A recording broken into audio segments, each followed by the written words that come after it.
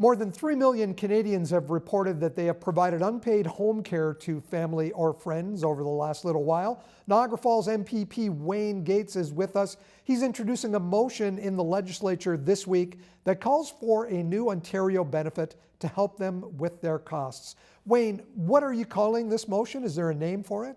It's going to be introduced on Thursday of this week. We're going to do a press conference at Queen's Park. We have a lot of people that support the motion that are going to come and stand behind us and speak at the press conference. The reason why I want to do the press conference is that we can talk about it on Cable 10 or in our local paper, but this is an issue that goes right across the province. A caregiver benefit will be a direct financial payment that will go directly to someone who is providing care for a loved one. I think that's so important. We know today 3.3 million Ontarians self-report they're providing unpaid care to their families. But think of that number, 3.3 million. And we believe that there should be some form of a financial benefit to them. We also know that a lot of the caregivers, as you probably realize as well, no knock against men, but most of the caregivers in our families end up being women. And it's women that normally, I think the percentage is over 50% of women will quit their jobs.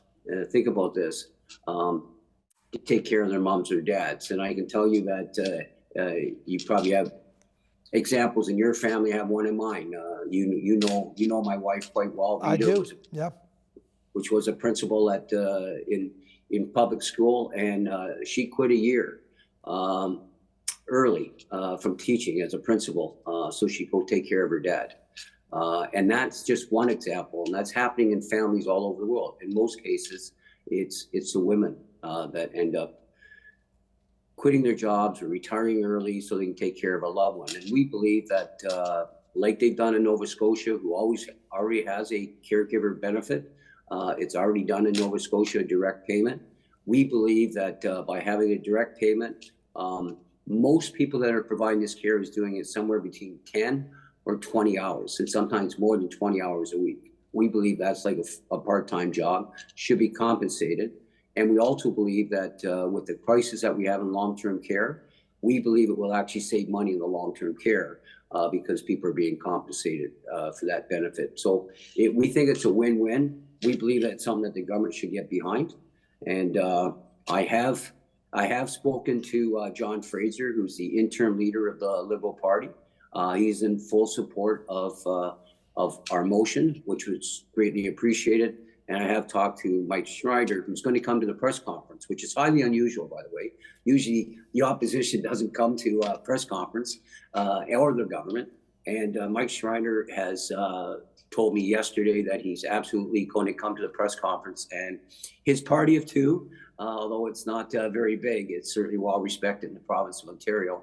He's coming to the press conference. We have reached out to our other MPP, Sam Oosterhoff, and we're hoping that Sam will support the motion as well. Hopefully I'll find that out either today or certainly by Thursday for the press conference. And then on Thursday, what happens, we'll have a press conference, and then I debate the bill Thursday afternoon at 6 o'clock. So if anybody wants to watch, they can watch it on the legislature channel, including yourself. Michael, I know you're a busy man, but you can maybe take a watch at that. I think it'll be very interesting debate. And then after we do the debate, which lasts about an hour, we will have a vote on whether they're going to support the caregiver benefit. Is the proposal that this benefit will be a monthly payment, and how would it be paid out? Well, it'll be a direct payment.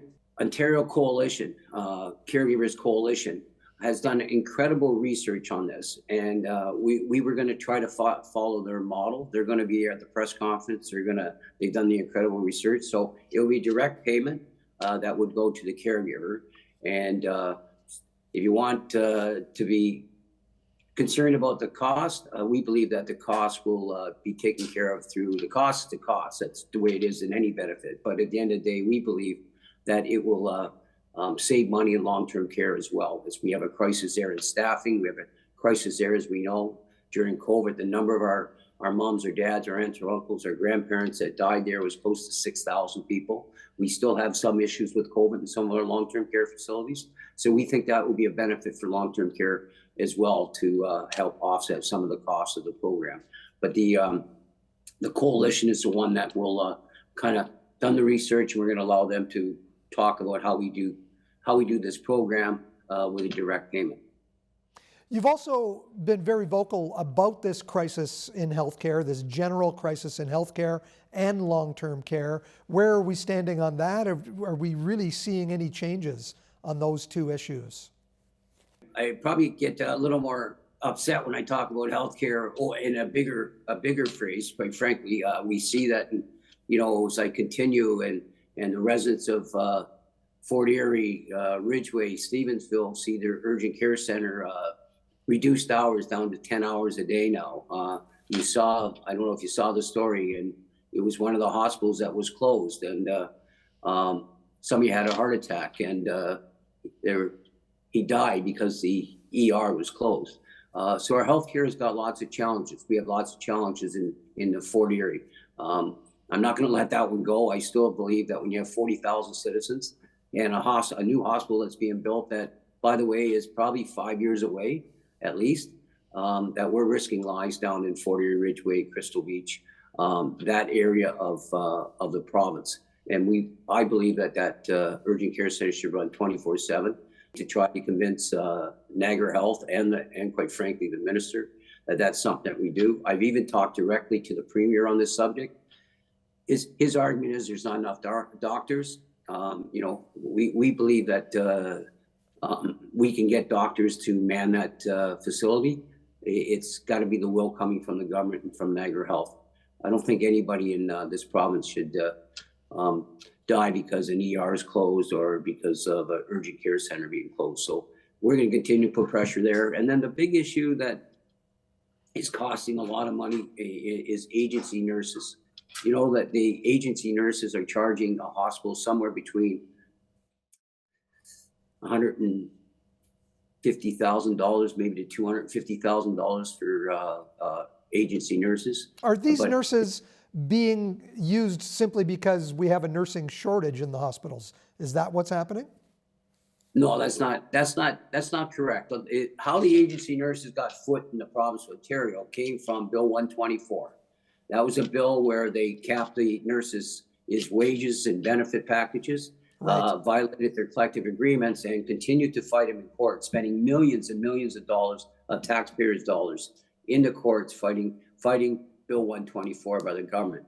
And as that happened, a lot of the nurses started to feel disrespected, unappreciated. We know our nurses. You can't say enough about the nurses, particularly during COVID, what went on there, where every day they'd be going into a hospital. Every day, one of their patients were probably dying from COVID, or certainly extremely sick from COVID. And some of those nurses started to leave. And then the agency nurses were able to take hold. And then when you're being offered, they're being paid, the agency nurse is being paid $150 to $300, let's say, per hour, paying that same nurse somewhere between $70, $75, $80 an hour, which is substantially more than what the nurse was making that was working in the ER, allowed the agency nurses to kind of take hold here in the province of Ontario. I can give you an example, which might help a little bit for both of us, is that in Niagara, when we took a look at how much, because we took it through across the province, but obviously I concentrate on Niagara. I mean, I represent Niagara, I represent Niagara Falls, Riding, but I kind of concentrate on all of Niagara. And they were spending just over $1,000 in 2019, 2020 on agency nurses. Not last year, year before, because the last stats that I have, they were spending over $2 million on agency nurses. That money, that $2 million, which should go directly into, as you know, Mike, should go right into care and not into wages, are going directly into an agency company that is making profit on the care. What they should have done is never brought in Bill 124. They should have treated our nurses with respect and dignity to all of this. As we know, during the height of COVID, and we're still suffering. We still see the homeless in our in our thing. We see the encampments that me and you have never seen in our lifetime. I'm pretty sure we haven't seen them. I can't remember ever seeing them. We have encampments here. What we should have done is when we're running at 5 and 6 and 7% inflation, we should have been treating the nurses and quite frankly, other workers in other sectors with respect and dignity that they deserve and paid them fairly. And just to keep up to inflation, instead they capped their wages at 1%. And that was a total compensation package that included their benefits. They cut off their mental health, some of their mental health benefits that they had in their collective agreements. And that's what really opened the door for agency nurses. So if we didn't have Bill 124, we wouldn't have agency nurses, and we wouldn't have those incredible amount of dollars, precious dollars, by the way, in our healthcare system being directed to a corporation or a shareholder. Every single dollar of tax dollars, in my eyes, should go to care. I feel the same way about long-term care. I believe that in long-term care. Every dollar should go to care for our seniors, our moms, our dads, our aunts, our uncles, our grandparents. So Bill 124 is what opened the door for agency nurses. The government has still fought Bill 124, even though I think they lost a number of times in the court and just kept going through the courts. But that's what's really caused the crisis in healthcare.